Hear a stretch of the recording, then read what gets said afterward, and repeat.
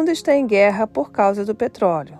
As torres de Manhattan, o Afeganistão, a questão dos palestinos, tudo isso é o petróleo. Jornal O Apito. Professor Bautista Vidal, a Escola da Biomassa é um projeto de militância, de resistência? Bautista Vidal. Está se tornando, não é? Porque a existência de uma solução natural da preservação do equilíbrio termodinâmico da endosfera é tão evidente que todos nós que acreditamos nas suas possibilidades estamos nos transformando em militantes. Há 20 anos, depois que me aposentei, que me dedico exclusivamente a isso, viajando pelo Brasil, fazendo conferências. Os ambientes que se abrem, os estudantes, os universitários, os militares, a Escola Superior de Guerra.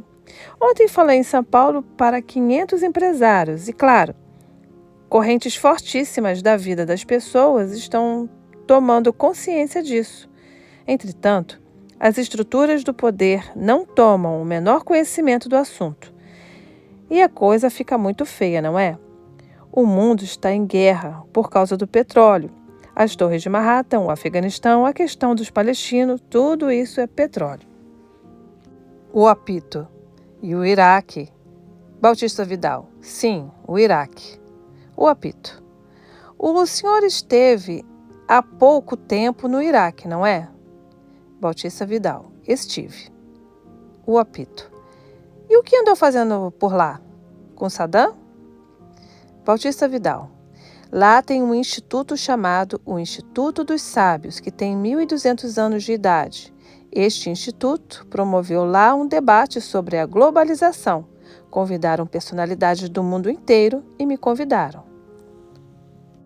O Apito. Algum outro brasileiro foi também convidado? Bautista Vidal. Foram convidados brasileiros ilustres, gente de muito peso, por exemplo, o Adriano Benayon, que é um grande professor, o Nilson Araújo, que é também professor em São Paulo, e é também um senador do PDT, que na última hora não pôde ir, mas fomos um bom grupo. Gente bem selecionada. E a nossa opinião predominou na conferência. Tinha gente de Qatar, da Espanha, da Argélia, era um debate mundial. O Saddam queria saber se o Iraque deveria entrar na globalização ou não, e chamou gente de todas as correntes. Parece que, internamente, havia um grupo contra e outro a favor, e a posição brasileira foi unânime, isto é, absolutamente contrária, e ganhou essa posição. Mas foi uma coisa muito interessante. E nós fomos naqueles dias que os americanos diziam que iam bombardear o Iraque. Fomos para lá já sob a ameaça de receber as bombas na cabeça. Mas como é que íamos deixar de ir? Todos iam dizer que somos uns medrosos. O Apito. Professor, voltando ao tema da militância. A militância pode ser feita no dia a dia, coletiva e individualmente, etc. O que o senhor sugeriria às pessoas que gostariam de trabalhar em favor dessa grande ideia da biomassa? Como melhor contribuir para tudo isso? Bautista Vidal. Para que isso venha a ocorrer e já está ocorrendo, é necessário que se tenha um conhecimento profundo da questão. Porque a questão da biomassa é uma revolução mundial. É você sair de uma era que já vem de 200 anos, que é a era do petróleo e do carvão mineral, que, aliás, foi um projeto suicida, porque foi um projeto que movimenta e depois acaba, pois o petróleo é fonte de energia, que se esgota. E aí, você movimentar todo esse parque industrial, essa infraestrutura de transportes, telecomunicações, etc., com cuspe? Pois tudo isso é energia. Sem energia, nada disso funciona. Então, nós temos a energia tropical, limpa, renovável, que vai resolver todo o problema do mundo. Não há a menor dúvida. É preciso, portanto, conhecer. É preciso aprofundar. Em todo o tempo que estou nisso, desde a época do ministro Severo Gomes, eu esperava que essas ideias, que ferem interesses mundiais, provocassem represálias, debates, polêmicas, mas nada. Isso porque eles não têm argumentos. A nossa argumentação é imbatível. Então, a saída deles é sabotar. Eles fazem silêncio sobre tudo isso. A grande mídia brasileira, a grande imprensa, não nos permite um segundo sequer sobre essa questão. É um bloqueio que poderíamos dizer que é diabólico. Enquanto a televisão francesa já fez um programa de 2 horas, a BBC de Londres fez um de 1h30, que correu o mundo. A televisão brasileira nunca fez um programa nem de 5 minutos sobre o Programa Nacional do Álcool. Isso é porque essa gente toda não tem autonomia, são dependentes, dependem de dinheiro das companhias de petróleo, das fábricas de automóveis e, é claro, eles são servis. Mas, voltando à questão da militância que você abordou, temos o caso do Gilberto Vasconcelos, que é doutor em sociologia, grande professor, um homem muito independente, e ele ama a terra dele. Ele defende a terra dele até as últimas consequências. O Gilberto escreveu um livro, que é o melhor livro que já foi escrito sobre o governo FHC, chamado O Príncipe da Moeda, que tem um capítulo inteiro sobre o meu trabalho e a questão da biomassa. Um capítulo inteiro. E o Gilberto nem me conhecia. E eu sou surpreendido com aquele livro. Quer dizer, o Gilberto se tornou um militante. Hoje, ele é uma das pessoas que mais entende sobre o assunto dessa área de ciências políticas e sociais. É um dos mais preparados. Ele sabe tudo. Por quê? Ele se entusiasmou, ele se aprofundou e ele estudou. E é por aí que temos que construir essa militância. Uma militância competente, comprometida com a sua terra, com o futuro da humanidade. O apito. Sobre esse boicote da mídia, vem ao caso agora uma pergunta do Frederico de Oliveira, editor do Apito. A biomassa escaparia do controle internacional do lobby dos controladores dos lucros dos combustíveis fósseis? Bautista Vidal. A biomassa tem características muito peculiares. Ela é só possível onde tem muito sol. Ela não é possível nos países hegemônicos, pois todos eles estão situados em regiões temperadas do hemisfério norte. A alternativa deles seria, então, a de que tomassem o nosso território e fizessem plantação altamente mecanizadas. Mas você há de convir que não seria fácil fazer plantations em 8 milhões de quilômetros quadrados, não é? Por isso, a grande estratégia que nós temos para essa questão, para que a biomassa continue nas mãos dos brasileiros, é descentralizar, colocar em ação 1 milhão de produtores. Como é que eles vão controlar 1 milhão de produtores? Eles controlam quando são 100, 200, 300, mais 1 milhão? O apito. Mas dizem que eles já estão comprando florestas. A Shell andou comprando grandes territórios de florestas no Brasil? Bautista Vidal. Sim, hoje mesmo eu tive a notícia que eles já compraram 8 usinas de álcool. Eles nunca tinham conseguido comprar uma usina de álcool. E são grupos estrangeiros. O Programa Nacional do Álcool foi feito religiosamente na mão de nacionais, mas isso parece que já está revertendo, não é? Todos já estão sabendo que a solução mundial será através da biomassa, através do álcool, através dos óleos vegetais. E o importante é que a biomassa engloba tudo isso, mais a madeira, o carvão vegetal. Para se ter uma ideia, só o óleo de dendê da Amazônia, e o dendê é um excepcional substituto do óleo diesel, você chega a fazer 40 quilômetros por litro ao invés de 10 que fazem os motores a petróleo. Poderá nos dar uma produção de 8 milhões de barris por dia.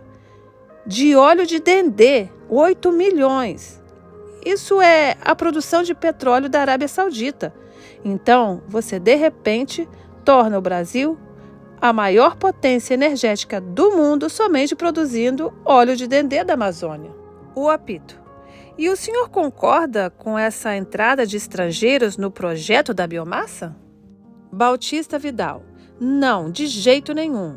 Nós coordenamos o Programa Nacional do Álcool e os militares nacionalistas compraram essa ideia.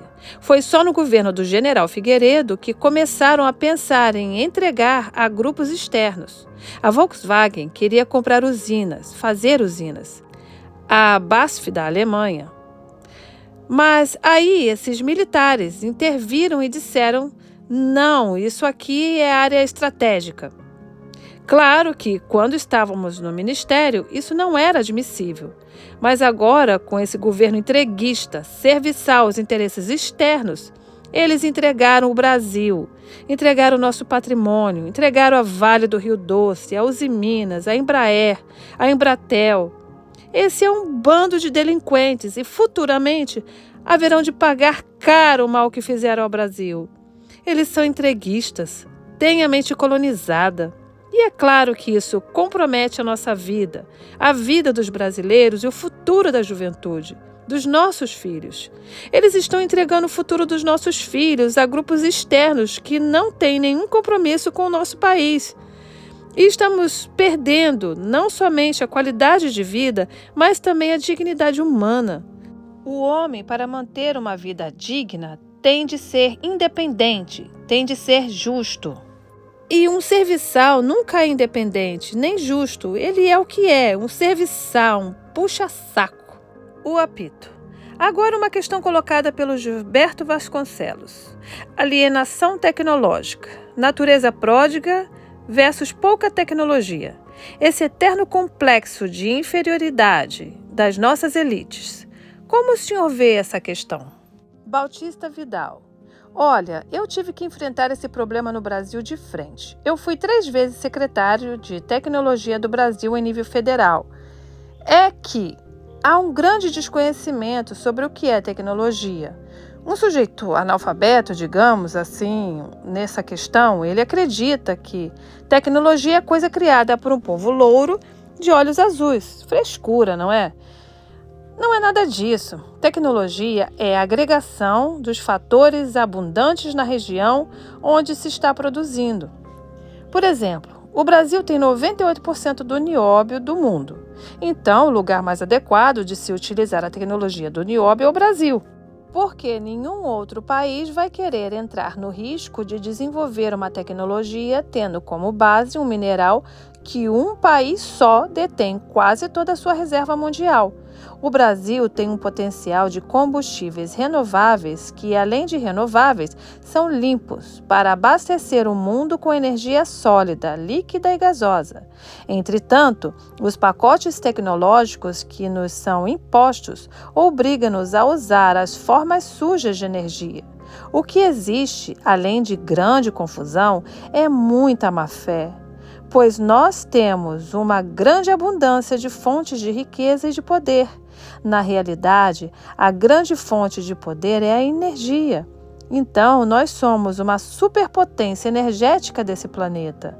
Evidentemente, os países hegemônicos, por essa via tecnológica e por essa falsa consciência de idiotas que não sabem o que é tecnologia, como são os das nossas classes dirigentes, acabam por nos colocar nas mãos deles e ainda se atrevem a dizer que nós não temos tecnologia.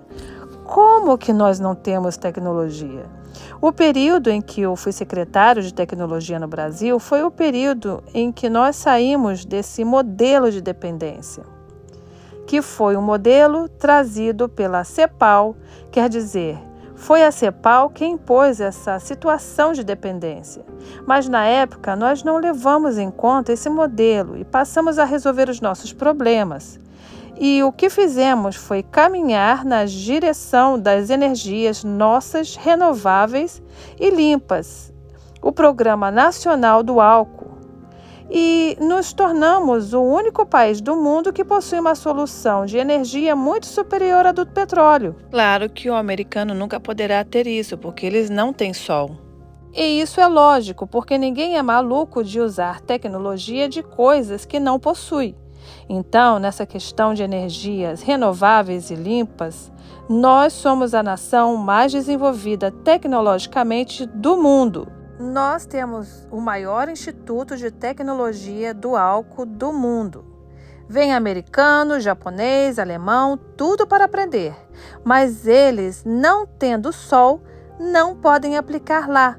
Nós somos capazes de realizar no Brasil uma tecnologia extremamente sofisticada, na faixa de aviões de pequeno e médio porte, como a da Embraer, que hoje fabrica as melhores aeronaves dessa categoria, e que é o primeiro item de exportações brasileiras.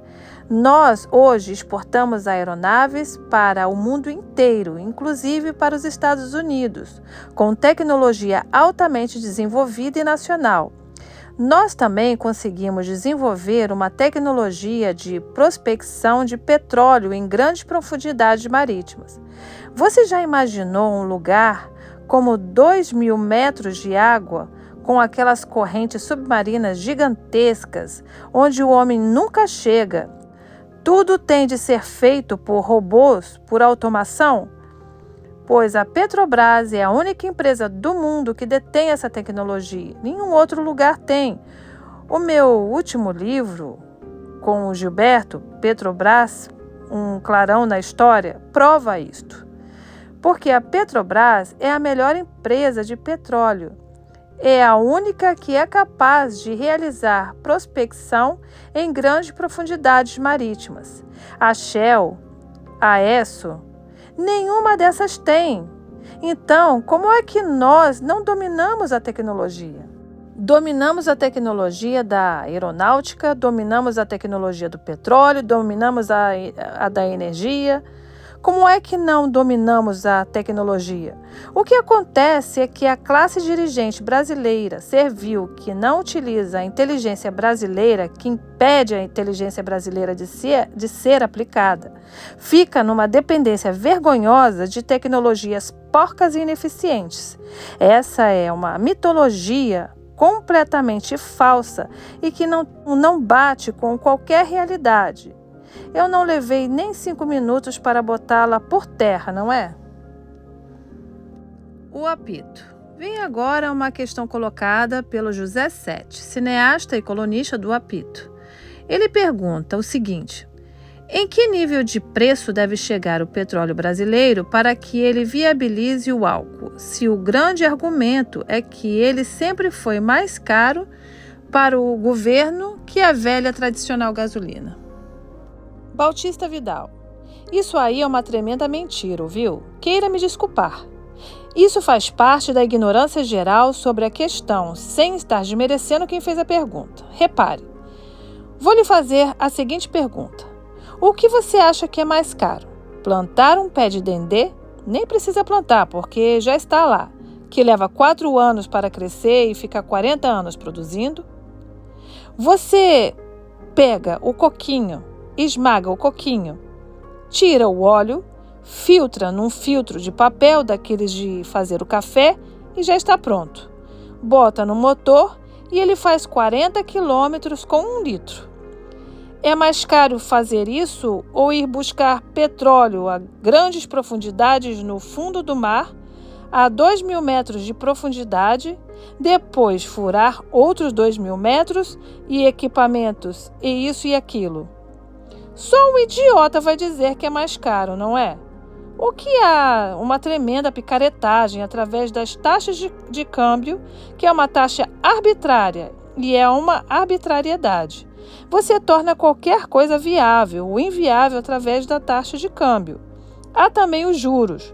Você obriga o empresário brasileiro a pagar 60% a 80% de juros, enquanto que o empresário americano paga 2%, o japonês paga 0%. Como é que o empresário brasileiro que paga essas taxas vai poder competir com o empresário americano e japonês que não paga nada ou quase nada? Só idiota que não sabe nem aritmética, não é? E com isso, eles montam toda essa máquina de subjugação irracional e depois vêm dizer que os brasileiros é que são incompetentes, despreparados. Repare que mecanismos absurdos estamos vivendo.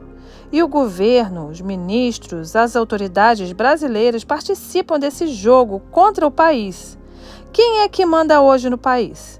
Quem manda no Brasil hoje são os 3 agentes de bancos do sistema financeiro internacional. O Malan, o Fraga e o Gross são agentes. O Malan é empregado do Banco Mundial. O Fraga é o homem do Soros, que é o dono da moeda e do narcotráfico mundial. E o Gross é empregado do Stanley Fischer, uma financeira norte-americana. Esses homens servem ao jogo e aos interesses dos grupos a que eles pertencem, e esse jogo e esses interesses são contrários aos do povo brasileiro. O apito. Cabe aqui uma pergunta do Frederico que eu acho interessante neste momento. A biomassa é uma proposta que engendra uma visão de desenvolvimento autossustentado e que desafia a globalização. Isso recria a perspectiva da Guerra do Paraguai? Bautista Vidal, risos. Olha, essa é uma pergunta complicada porque, do nosso ponto de vista, não. Sobretudo porque nós podemos resolver a situação de países decadentes que estão no fim de suas reservas de petróleo. Estados Unidos, por exemplo. Eles possuem petróleo no seu território para 4 anos. Por isso que eles invadiram militarmente o Oriente Médio. O Japão para 0 anos. A Alemanha para 0 anos. E nós podemos ajudar a tirar esses países da decadência e da inviabilidade. Os decadentes são eles, porque eles não têm soluções energéticas para o futuro. Evidentemente, este fato nos coloca numa situação altamente privilegiada. O que é que está acontecendo com os países que detêm as maiores reservas de petróleo do mundo hoje? O Irã, o Iraque, a Líbia estão sendo massacrados. Por quê? Porque eles são muito ricos. Então, os outros que não possuem essa riqueza usam as armas, pois têm uma enorme capacidade para matar, para tomar o que não é deles. Isso é roubo monumental. Isso é delinquência sem limites. O apito. A própria Guerra do Paraguai não foi mais que um verdadeiro genocídio promovido pela Rainha da Inglaterra, utilizando-se das elites brasileiras, argentinas e uruguaias para liquidar um país que estava com um projeto bem-sucedido de desenvolvimento autossustentável. Bautista Vidal. É verdade, mas o Solano Lopes, no meu entender, ele não tinha uma visão de alianças possíveis. Eu não sei também se era possível fazer alianças, é difícil explicar. O fato é que ele feriu os interesses da Inglaterra e essa usou do Brasil, Argentina e Uruguai para destruir o Paraguai. Agora, repare o seguinte, a situação atual do petróleo é tão grave que não seria interessante para eles nos massacrar. O que devem fazer é permitir que nós os ajudemos fornecendo energia a custo muito baixo, que nós podemos fornecer. Por exemplo, os Estados Unidos estão produzindo o álcool em grande quantidade a partir do milho, só que a produtividade deles é muito baixa, custa pelo menos o dobro do que produzimos aqui no Brasil. Se eles comprassem o álcool na nossa mão, o álcool poderia custar para o americano metade do que está custando. Agora, o interesse dos empresários americanos é dizer não. Nós queremos produzir o nosso próprio álcool. De certa forma, eles estão certos. Quem se comporta de maneira oposta são os idiotas dos dirigentes brasileiros que tiram a defesa da nossa produção para defender produtos estrangeiros. E isso nenhum país do mundo faz. Estão aí discutindo porque a agricultura brasileira é imbatível e, por isso, não abrem um mercado internacional agrícola. Mas se abrirem, o Brasil toma conta do mercado mundial agrícola porque a nossa capacidade e eficiência de produção é, de fato, imbatível.